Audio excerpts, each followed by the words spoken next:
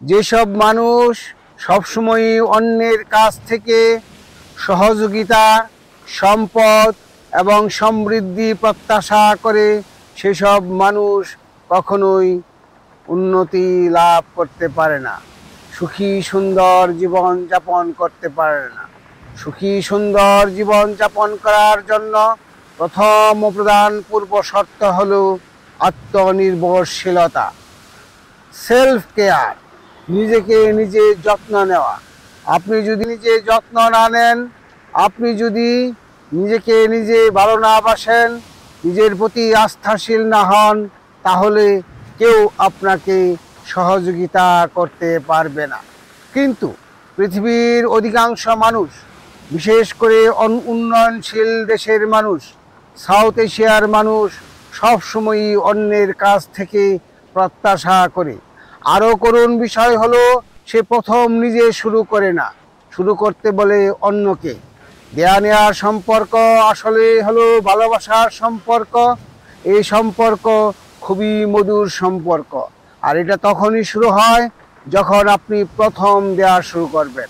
আপনি অন্যকে যদি একটু সহযোগিতা করেন, অন্যজন আরেকটু সহযোগিতা করবে। এটা হলো আসলে মানুষের সহজাত প্রবৃত্তি। ইন্ডিভিজুয়ালিস্টিক দেশের মানুষ, বিশেষ করে ইউরোপিয়ান, আমেরিকান, পশ্চিমা দেশের মানুষ, এই জাপানের মানুষ, বিশেষ করে আধুনিক যুগের এই মানুষ খুবই ইন্ডিভিজুয়ালিস্টিক। তারা কাউকে সহযোগিতা করতে চায় না, কারো সহযোগিতা নিতে চায় না। আমরা সাউথ এশিয়ান মানুষ এবং বাংলাদেশের মানুষ অধিকাংশই সব সময় অন্যের কাছ থেকে প্রত্যাশা করি।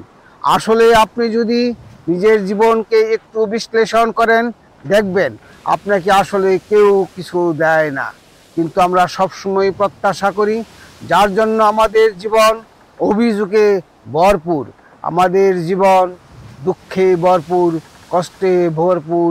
মনে করি আমার সেই ধনী আত্মীয়, আমার সেই শিক্ষিত আত্মীয়, আমার সেই উন্নতি করা আত্মীয় আমাকে অনেক সহযোগিতা করবে, সে করে না। যার ফলশ্রুতিতে আমরা সব সময় অনেক প্রকার ঝুট ঝামেলায় যুক্ত হয়ে যাই। যারা সহযোগিতা করে না তাদেরকে আমরা করুণভাবে সমালোচনা করি, গীবত গাই, আর যারা সহযোগিতা করে তাদেরকেও এমনভাবে ফিলিংস যে আমাকে আরও আরও আরও বেশি দিন। কিন্তু এটা তো আসলেই কখনোই সম্ভব না, কারণ প্রতিটি মানুষের নিজস্ব জগৎ আসে, সেই জগৎটাই আসল জগৎ। সেই জগৎ হলো নিজের জগৎ, পারিবারিক জগৎ এবং সামাজিক জগৎ। তার সঙ্গে যদি পরিকল্পনা না মিলে, তাহলে আমরা যতই প্রত্যাশা করি না কেন, সে দেয় না বা দিতে পারে না। যদি কারো কাছ থেকে আশা করেন, সহযোগিতা আশা করেন, সম্পদের আশা করেন, তাহলে জিনিসটা এভাবে চিন্তা করবেন যে আমি যদি তার জায়গায় থাকতাম তাহলে আমি কি করতাম। তাহলে বিষয়টা পুরোপুরি ক্লিয়ার হয়ে যায়। এটাকে ইংরেজিতে বলা হয় অবজেক্টিভ ভিউ পয়েন্ট। এই অবজেক্টিভ ভিউ পয়েন্ট যখন আমরা চর্চা শুরু করি, তখনই জীবন সুখী সুন্দর হয়ে যায়। আমাদের জীবন অভিযোগহীন, সমালোচনাহীন এবং গীবতহীন হয়ে যায়। আমরা সুখী সুন্দর জীবন যাপন করি। আমরা কল্পনার জগৎ থেকে, প্রত্যাশার জগৎ থেকে, অদৃশ্য জগৎ থেকে নিচে নেমে আসি, নিজের সঙ্গে নিজে বসবাস করি। আমরা তখন প্রতিশ্রুতিশীল হই, নিজে সহযোগিতা পাওয়ার আগে তখন অন্যকে সহযোগিতা করি। আমাদের জীবন, আমাদের ভাবনা, আমাদের কর্মলীলা ভিন্ন রূপ ধারণ করে। আপনি যদি নিজে যখন উন্নতি করবেন, তখন আপনি চার দিক থেকে সহযোগিতা পাবেন। আপনি যখন নিজে ধনী হবেন, তখন চার দিক থেকে সহযোগিতা পাবেন। আপনি যখন জ্ঞানী, মানি, খ্যাতিমান হবেন, দেখবেন চার দিক থেকে সবাই আপনাকে সম্ভাষণ জানাচ্ছে। মোট কথা হলো, কারো কাছ থেকে সহযোগিতা পেতে চান, কারো কাছ থেকে কোনো কিছু পেতে চান, তাহলে দেওয়া শুরু করেন।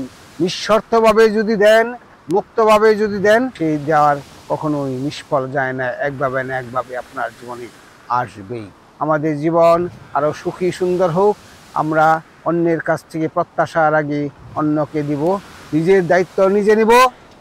যখন আপনি নিজের দায়িত্ব নিজে নেবেন, তখন আপনার কর্মলীলা, আপনার ভাবনা, আপনার চেষ্টা, আপনার সমস্ত কিছুর ভিন্নতা লাভ করবে, জীবন সুখী সুন্দর হয়ে যাবে।